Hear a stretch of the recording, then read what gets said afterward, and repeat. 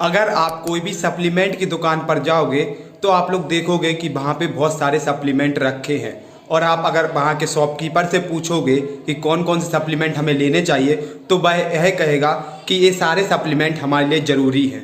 और आप किसी भी इंडिविजुअल या फिर जिसको थोड़ी बहुत फिटनेस की नॉलेज है या फिर यूट्यूबर लोगों से पूछोगे तो वो भी यही कहेगा कि ये सप्लीमेंट ले लो, वो सप्लीमेंट ले लो, ये सप्लीमेंट ले लो। लेकिन क्या हमें इतने सारे सप्लीमेंट लेने चाहिए? क्या ये हमारे लिए ज़रूरी होते हैं? तो सबसे पहले हम लोग समझते हैं कि सप्लीमेंट क्या होता है। इन सिंपल लैंग्वेज अगर बोले, सप्लीमेंट मतलब होता है एड ऑन। ये नहीं कि उसी पर पूरा निर्भर हो जाना, ऐड ऑन करना। जैसे कि फॉर एग्जांपल जब हम लोग एग्जाम वगैरह देते हैं तो जब हमारी जो फर्स्ट कॉपी हो जाती है वो पूरी फिल हो जाती है तो हम लोग अपने टीचर से क्या बोलते हैं, सर सप्लीमेंट सीट दीजिए। तो सप्लीमेंट का मतलब ही यही होता है, ऐड ऑन करना। और दूसरी बात आती है, क्या हमें सप्लीमेंट लेने चाहिए? जी हाँ, हम लोग को सप्लीमेंट जरूर लेने चाहिए, लेकिन हर एक सप्लीमेंट नहीं जो आपके फेवरेट यूट्यूबर्स आपको सजेस्ट करते हैं या फिर जो जिम वाले भैया आपको सजेस्ट करते हैं, हर एक सप्लीमेंट नहीं। गिने चुने 5-6 सप्लीमेंट ही ऐसे होते हैं जो हम लोग को लेने चाहिए। वो आज हम लोग इस वीडियो में पूरा डिस्कस करेंगे। पहला सप्लीमेंट जो कि हमें अपनी डाइट में ऐड करना चाहिए वो है वे प्रोटीन। बहुत सारे लोग क्या समझते हैं, protein equal two way protein. ऐसा बिल्कुल भी नहीं है। वे प्रोटीन एक अकेला सोर्स है जो कि आपकी प्रोटीन रिक्वायरमेंट को फुलफिल करने में मदद करता है। तो अगर आप लोग अपना पूरा प्रोटीन रिक्वायरमेंट अपनी डाइट से फुलफिल नहीं कर पा रहे हैं तो आप लोग अपनी डाइट में ज़रूर वे प्रोटीन को इंक्लूड कीजिए। अभी भी बहुत सारे लोग यह सोचते हैं कि जो वे प्रोटीन है वो एक स्टेरॉइड है, लेकिन सर या मैम मैं आपको बता दूं, वे प्रोटीन स्टेरॉइड नहीं है, वो एक पूरा नेचुरल प्रोसेस है। वे प्रोटीन बनता कैसे है तो मैं आपको बता दूं, वे प्रोटीन जो होता है वो हमारा दूध से बनता है। जब हम लोग दूध को फाड़ते हैं तो फाड़ने के बाद उसमें से जो येलो पार्ट बच जाता है उसको प्रोसेस करने के बाद हमारा वे प्रोटीन बनता है। तो वे प्रोटीन हमारा एक पूरा नेचुरल प्रोसेस है, एक नेचुरल सप्लीमेंट है। बस दिक्कत कहाँ आती है कि अगर कोई कंपनी वाला उसमें कुछ मिलावट ना कर रहा हो। तो बाय करते टाइम सिर्फ एक ही बात का ध्यान रखें, जो भी आप वे प्रोटीन ही नहीं, कोई भी सप्लीमेंट अगर आप परचेस कर रहे हैं वो ओरिजिनल हो। और वे प्रोटीन को आप कभी भी ले सकते हैं। ऐसा कुछ नहीं है कि हमें प्री वर्कआउट मील में लेना है, पोस्ट वर्कआउट मील में लेना है। आपको जब भी लगे आप वे प्रोटीन ले सकते हैं, प्री वर्कआउट में भी, पोस्ट वर्कआउट में भी, और कहते हैं ब्रेकफास्ट में भी। जब आपको प्रोटीन की रिक्वायरमेंट हो और आपके पास क्या कहते हैं प्रोटीन डाइट के फॉर्म में उपलब्ध ना हो तो आप लोग वे प्रोटीन को ले सकते हैं। और कितना लेना है ये आपके प्रोटीन रिक्वायरमेंट के ऊपर डिपेंड करता है।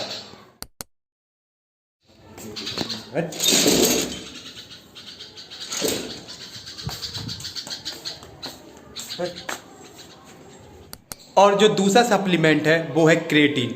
बिलीव मी, क्रिएटिन बहुत यूजफुल सप्लीमेंट है। लोगों ने ज़रूर इसको बहुत ज़्यादा बदनाम कर दिया है, लेकिन बिलीव मी क्रिएटिन बहुत ज़्यादा यूजफुल सप्लीमेंट है और एक नेचुरल सप्लीमेंट है। उससे कोई भी पथरी वगैरह नहीं होती है। लोग कहते हैं उससे क्या होता है, किडनी स्टोन हो जाता है। तो सर या मैम मैं आपको बता दूं, हमारी जो बॉडी होती है वो खुद क्रिएटिन बनाती है।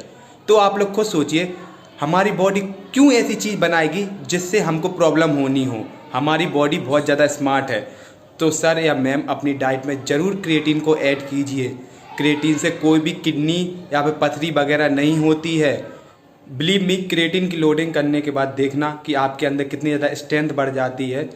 बस आपको ध्यान ये रखना है, क्रिएटिन के साथ आपको एक और सप्लीमेंट लेना है, ALA, अल्फा लिपोइक एसिड।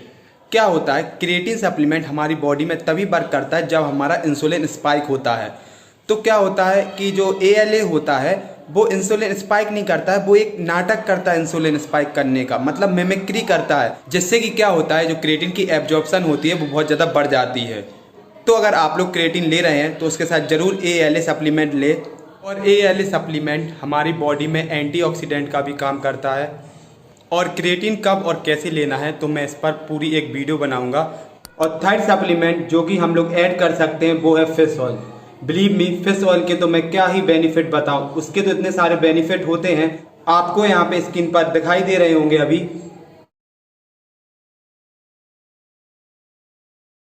तो अगर आप लोगों का बजट अलाउ करता है तो आप लोग फिश ऑयल को जरूर ऐड कीजिए।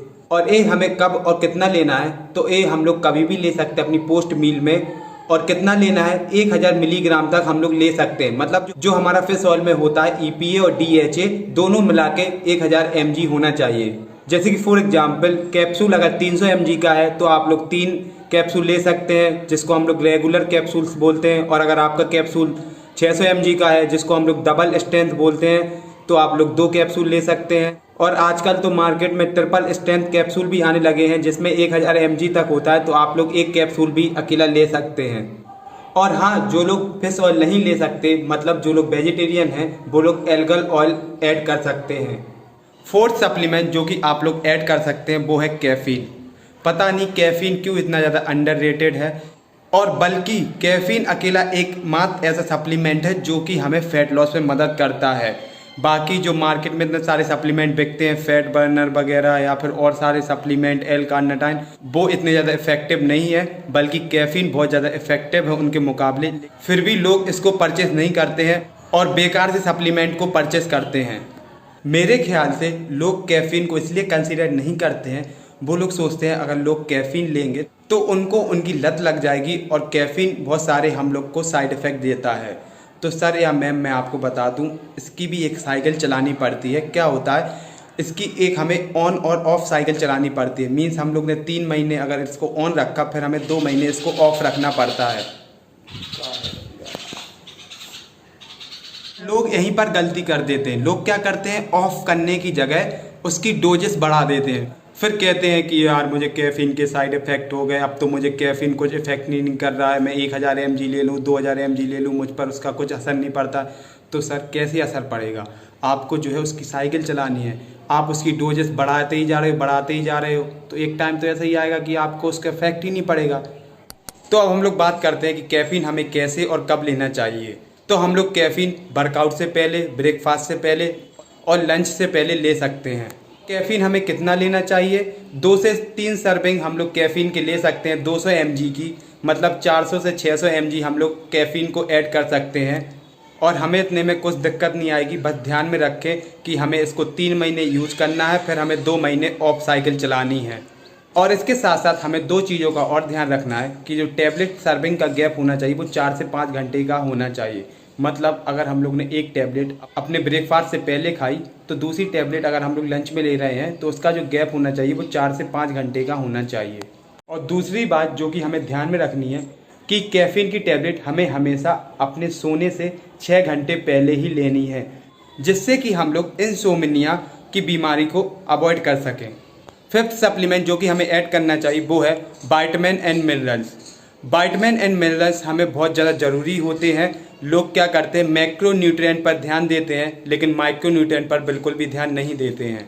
लेकिन हमें ऐसा नहीं करना है, हमें दोनों पर ध्यान देना है।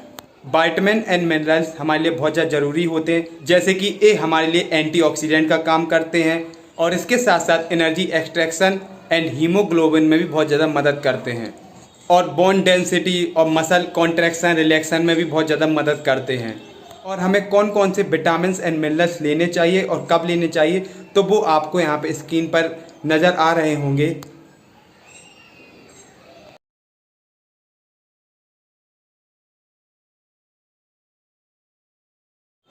तो सर या मैम, सिर्फ इतने ही सप्लीमेंट हैं जो कि हमें लेने चाहिए, जो कि हमारे लिए यूजफुल हैं। एंड बिलीव मी, इनके अलावा कोई भी सप्लीमेंट ऐसा नहीं है जो कि हमारे लिए यूजफुल हो। चाहे वो BCAA हो, चाहे वो ग्लूटामाइन हो, चाहे वो एल कार्निटाइन हो, चाहे वो कोई भी सप्लीमेंट हो। अगर आप लोग ऐसे सप्लीमेंट ले रहे हो तो बिलीव मी, आप लोग बहुत ज़्यादा पैसा बर्बाद कर रहे हो। तो मेरी मानो तो आप लोग ऐसे सप्लीमेंट मत लीजिए, बल्कि आप इनका जो पैसा है अपनी डाइट पर खर्च करेंगे तो और अच्छा होगा। और अगर आप लोगों के मन में यह सवाल आ रहा है कि अगर ये सप्लीमेंट जैसे कि BCAA हो गया, ग्लूटामाइन हो गया, प्री वर्कआउट हो गया, ये यूजफुल नहीं है, तो बॉडी बिल्डर्स लोग, यूट्यूबर्स लोग इन सबको प्रमोट क्यों करते हैं? तो सर या मैम, मैं आपको बता दूं, वो लोग स्पॉन्सर्ड होते हैं, उन लोग को पैसे दिए जाते हैं इनके रिव्यू करने का, उनको स्पॉन्सर करने का, तो पैसे दिए जाते हैं, इसलिए वो लोग स्पॉन्सर करते हैं। और अगर आपको मेरी बात पर विश्वास नहीं है तो आप लोग खुद सोचिए, अगर आप यूट्यूबर्स लोगों को फॉलो करते हैं तो आप लोग उनकी पुरानी वीडियो उठाइए, तो वो लोग मना करते थे मास गेनर लेने को, लेकिन अब वो लोग बड़े हो गए हैं, उनके पास कंपनियां आ रही हैं और उनको वो स्पॉन्सर कर रही हैं, तो वो लोग सजेस्ट कर रहे हैं अब कि आप लोग मास गेनर ले सकते हैं, ये अच्छा मास गेनर होता है, फलाना ढिकाना। तो ऐसे किसी को भी फॉलो मत कीजिए, सिर्फ उन्हीं लोगों को फॉलो कीजिए जो लोग जेन्युइन हो, जो लोग करेक्ट इन्फॉर्मेशन देते हों। और कंपनीज को तो क्या, उनको तो सिर्फ प्रोडक्ट बनाने से मतलब है। कोई भी उनको एक स्टडी बता दो, चाहे वो फेक स्टडी हो, वो लोग तुरंत प्रोडक्ट बना देंगे, क्योंकि उन्हें पता है उनका जो प्रोडक्ट है वो बिकने लगेगा। क्योंकि वो लोग एक अच्छा सा एथलीट पकड़ लेंगे, एक अच्छा यूट्यूबर पकड़ लेंगे जिसका अच्छा नाम होगा, और वो स्पॉन्सर करेगा तो लोग खरीदेंगे ही। तो सर या मैम मैं आपको बता दूं, स्टडीज़ भी दो प्रकार की होती हैं, बाइस्ड स्टडी, अनबाइस्ड स्टडी। तो हमेशा अनबाइस्ड स्टडी को ही पढ़ें। तो आई होप गाइस आप लोगों को वीडियो अच्छी लगी होगी और समझ में भी आई होगी। और अगर आप लोगों को वीडियो अच्छी लगी है और समझ में आई है तो प्लीज़ वीडियो को लाइक करें, शेयर करें अपने दोस्तों के साथ, अपने फैमिली मेम्बर्स के साथ। और आप मुझे इंस्टाग्राम पे ही फॉलो कर सकते हैं। इंस्टाग्राम पे आप मुझसे फिटनेस रिलेटेड कोई भी क्वेश्चन पूछ सकते हैं, मैं उसका आंसर देने की पूरी कोशिश करूँगा। Thank you guys, keep supporting, bye bye.